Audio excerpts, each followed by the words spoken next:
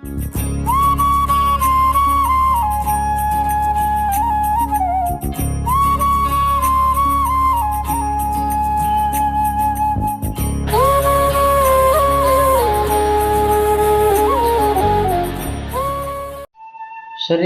गणेशाय नमः। माघ मास महात्म व्रत कथा 7वां अध्याय। चित्रगुप्त ने दूतों से कहा कि ये जो बड़ा भाई कुंडल है इसे घोर नरक में डालो, और जो दूसरा छोटा भाई है विकुंडल उसे स्वर्ग ले जाओ और उत्तम से उत्तम सुख प्रदान करो। श्री दत्तात्रेय जी महाराज बोले, हे राजन, इस प्रकार उन दोनों के कर्मों को देखकर उन्हें स्वर्ग और नरक दिया गया।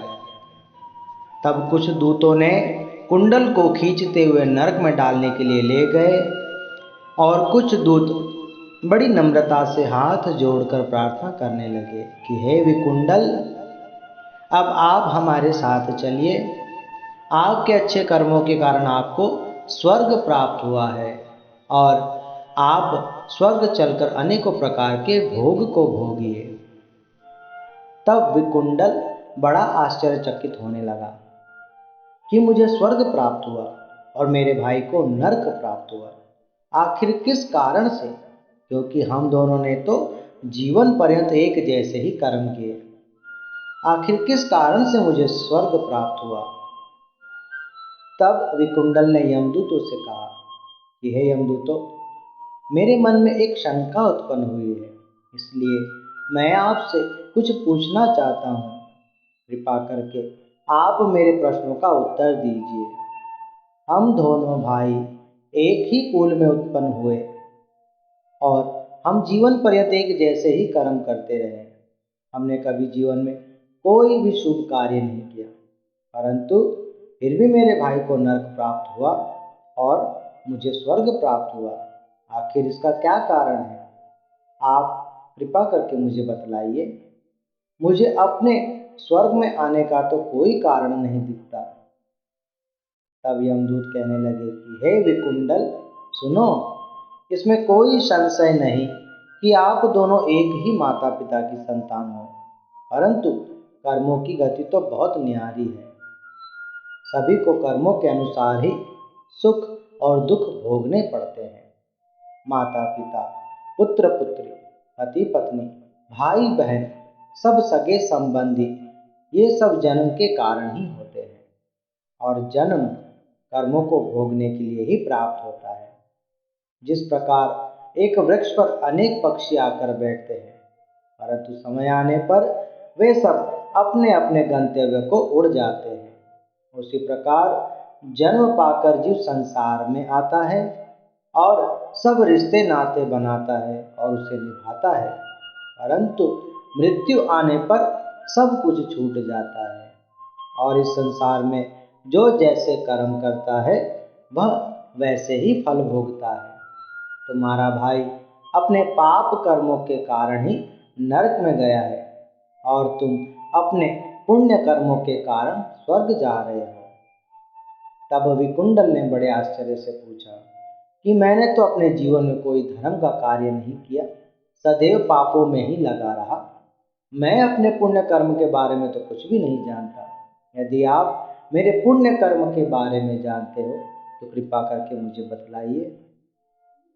तब यमदूतों ने कहा कि हे विकुंडल, तुम्हारे मन की जो शंका है कि मैंने ऐसा कौन सा शुभ कार्य किया है जिस कारण मैं स्वर्ग का अधिकारी बना हूँ, तो वह मैं तुम्हें बतलाता हूँ। सुनो, जिस जंगल में तुम अपने भाई के साथ रहते थे, उसी जंगल में हरिमित्र ऋषि के पुत्र सुमित्र नाम के ब्राह्मण का एक अत्यंत सुंदर आश्रम था, जो कि यमुना नदी के किनारे पर दक्षिणोत्तर दिशा में था।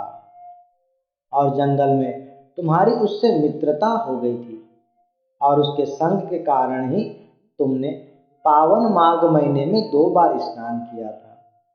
पहली बार स्नान करने से तुम्हारे सभी जन्मों जन्मों के पाप नाश हो गए, और दूसरी बार स्नान करने से तुम्हें वैकुंठ धाम की प्राप्ति हुई है। श्री यमुना जी का जल सभी पापों को दूर करने वाला है और महापवित्र है, जिसमें स्नान करने के कारण तुम्हारे सभी पाप मिट गए। इसी पुण्य प्रताप के कारण आज तुम वैकुंठ के अधिकारी हुए हो। परंतु तुम्हारे भाई ने अपने पूरे जीवन में कोई ऐसा शुभ कर्म नहीं किया या धर्म का कार्य नहीं किया, जिस कारण आज वह नरक को प्राप्त हुआ है। श्री दत्तात्रेय जी महाराज बोले कि हे राजन, इस प्रकार वह माघ मास के पावन पुण्य स्नान की महिमा को सुनकर बड़ा प्रसन्न हुआ, परंतु अपने भाई की ऐसी अधोगति देखकर वह थोड़ा दुखी भी हुआ और दोनों हाथ जोड़कर यमदूतों से प्रार्थना करने लगा कि हे दूतों, आज मैंने साक्षात अपनी आंखों से देखा कि सज्जन पुरुषों का संग करने से, उनके साथ साथ चलने से हम पापों से दूर हो जाते हैं और हमारे पुण्य बढ़ जाते हैं। ऐसे महापुरुषों का, ऐसे सज्जनों का संग करना परम कल्याणकारी होता है। अब आप मुझे कृपा करके यह बतलाइए कि ये संसारी जीव आखिर किस कर्मों के कारण नरकों में पड़कर दुख भोगता है और किस कर्मों से मनुष्य यमलोक को प्राप्त नहीं होता है। पद्म पुराण माघ मास महात्म बाबत 7वां अध्याय समाप्त।